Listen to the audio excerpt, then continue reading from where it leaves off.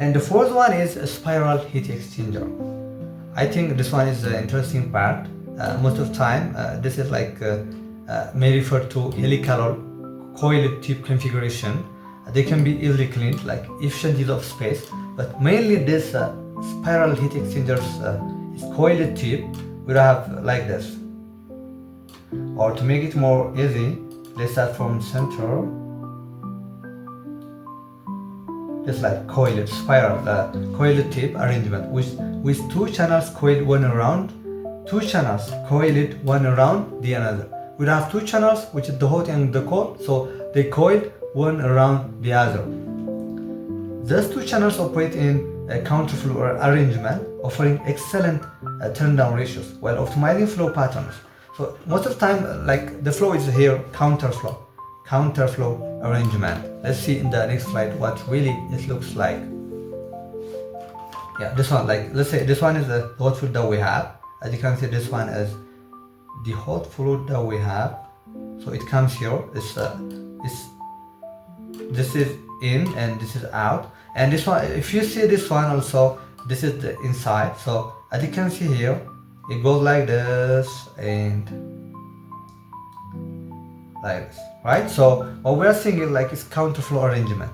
We call them in a spiral coil form. We call them spiral heat exchangers. You can see a real-world example of this heat exchanger type is here. Well, so what are their applications? Spiral heat exchanger applications: pasteurization, recuperators for exhaust and air handling system, slide treatment, thermal deprimerization. We can use them for this kind of application. It could be slide treatment or pasteurization. Like it's like to mention, but there are broad applications of this kind of heat exchangers.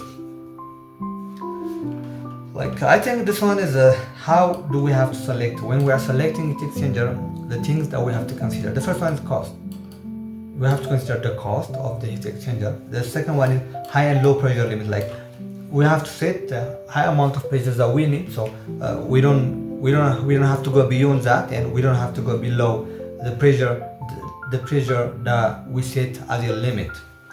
And also based on thermal performance and their working temperature or the temperature range, how much temperature are their working condition, and also the product mix. It could be liquid, particulates or high solid liquid.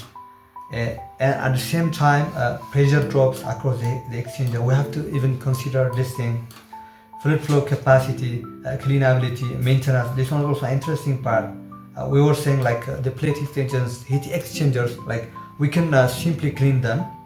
So in terms of cleanability, we can prefer them. In terms of other things, we can prefer spiral or the other kind of heat exchangers like double tube heat exchanger or shell end tube heat exchanger.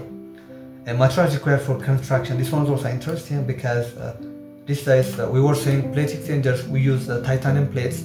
So if you are using titanium plates, it's kind of costly. So we need to consider the materials required for construction. And the other thing is ability and ease of feature expansion. For feature, let's say if we talk the plate heat exchanger, if we want to increase the temperature, or so we can add plates simply, but in some of the type of heat exchangers, it's difficult to have that kind of expansion. And the other thing is like finned tube heat exchanger.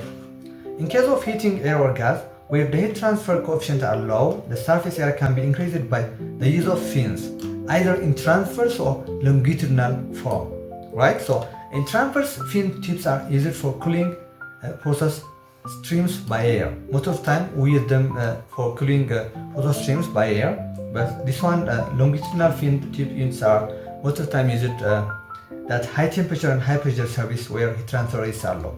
If we in high temperature and high pressure service where heat transfers are low, we can use them this longitudinal fin tubes. So like to give you a highlight or schematic drawing of this thing, as you can see we have the liquid part here and the gas part here. We don't have these fins and we don't have tube. This is really the schematic representation of fin tube heat exchanger. Let's see their advantage. Their advantage, like the first one is used to handle low heat transfer coefficient flows. If we have low heat transfer coefficient flows, we can use this fin tube heat exchangers.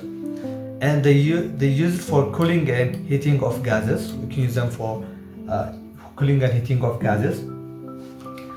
Their disadvantages: slurry fluid cannot be handled. It's like obviously the biggest disadvantage. And also there is high pressure drop, plus deposition of particles at fin corner.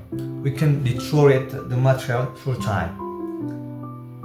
So their application area, we can use them in chemical or petrochemical areas, in food industry, in pharmaceutical industry, fertilizer industry, textile industry, power production, waste heat recovery. So many, but we don't have so many broad applications regarding this.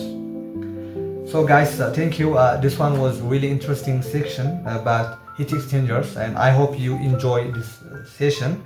And we will try to carry on our lessons. Mostly we will do a video regarding heat transfer on the next. So thank you and have a nice time.